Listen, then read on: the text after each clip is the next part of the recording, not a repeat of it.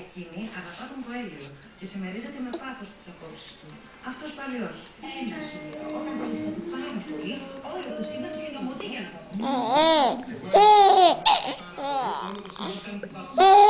άσχολος Ρίτας και ξανά σε μια που έχει το ταλέντο στην τρέλια.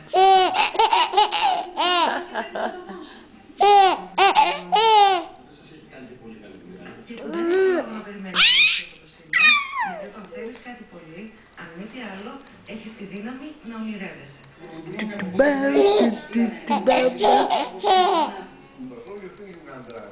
Ήταν με μια δάραγα, δεν ξέρω να το θυμάται, εφηβική προσέγγιση.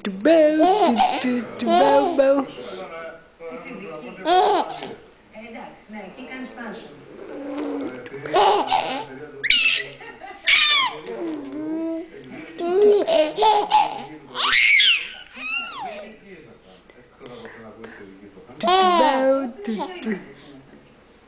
Την κριτική επιτροπή. Την δική μας κύρση.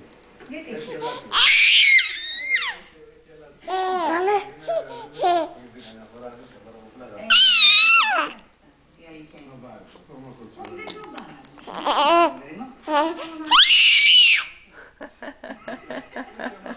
Τι τσιρίζεις, καλέ.